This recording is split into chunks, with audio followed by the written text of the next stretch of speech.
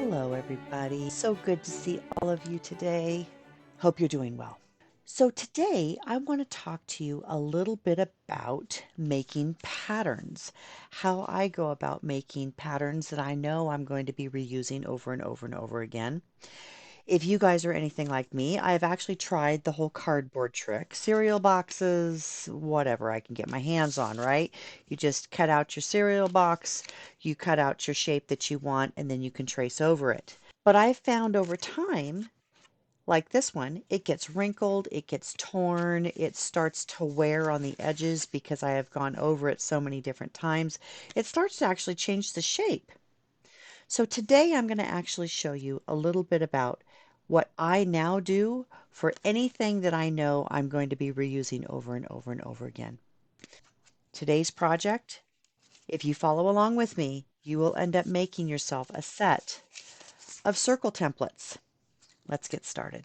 For today's project, if you'd like to follow along, this is the list of materials that you will need.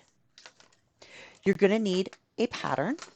You can use my circle template if you'd like, or any pattern that has the same shape in different sizes because we're making a set. You will need flexible cutting mats. You will need a pair of scissors that you do not use for fabric. You will need a hole punch. You will need some Sharpies. Dark colors are preferred, so then that way you can see your lines. You're going to need a hinged keyring, and you're going to need some Scotch tape.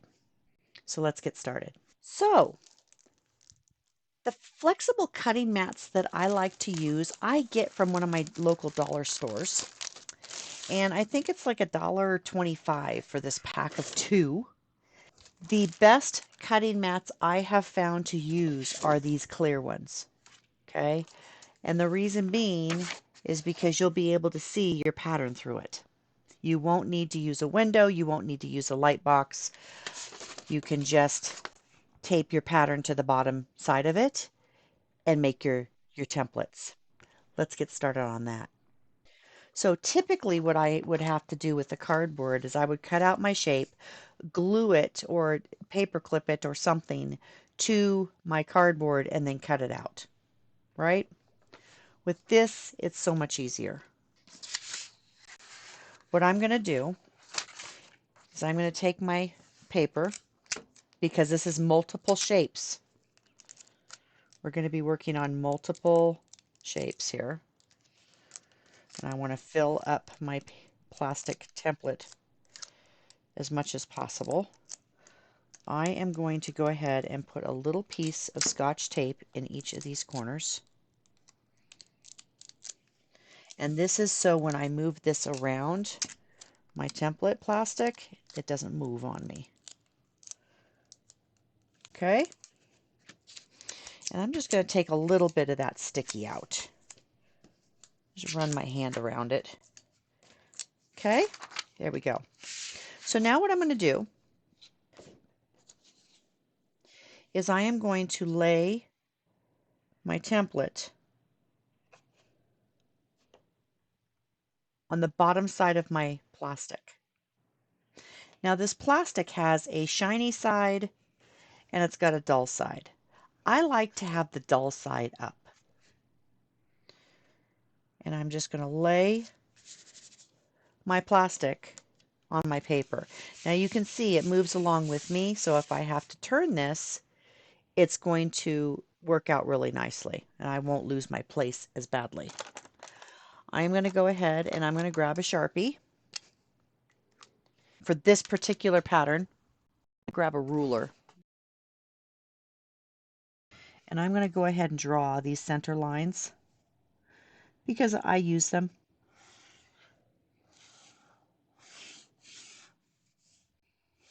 There we go.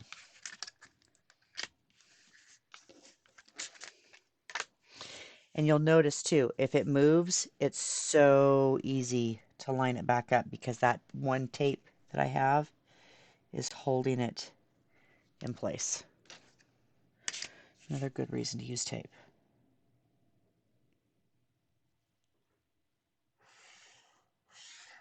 Okay, and then I'm just going to go ahead and I'm going to draw all the way around my shape. And if I have to move it, I can move it.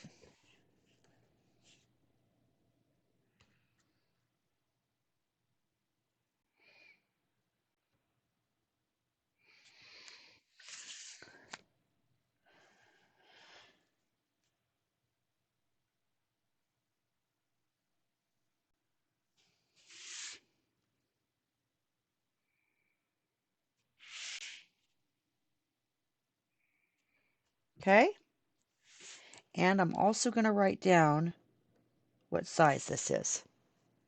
It's 5 inch. Then I'll go ahead and take this and I'm going to move it. And I'll do the next sized shape.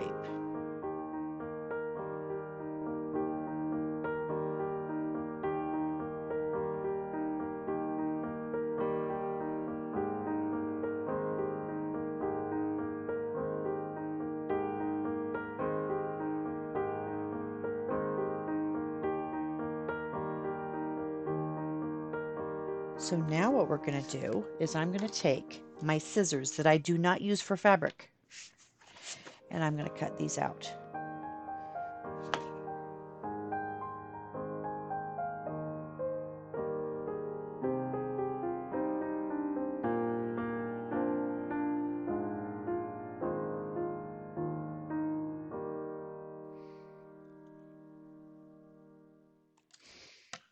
There we go. All right. So this kind of stuff I don't keep. It's usually too small to get anything else out of it. So I throw that away. But pieces like this, I will definitely keep and put it back in my stash so that I can make more templates with it later.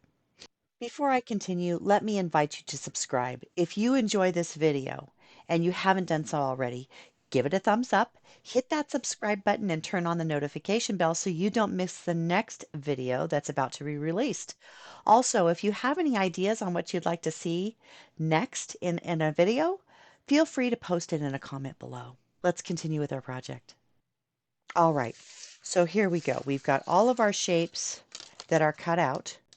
What I'm going to do now is I'm going to take my hole punch.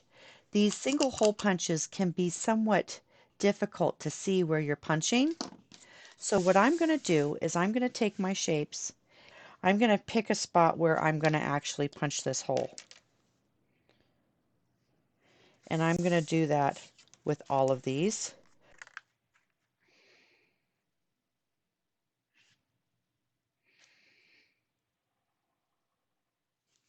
Okay. And then I'm going to grab my key ring. And I'm going to start from the biggest and work my way down.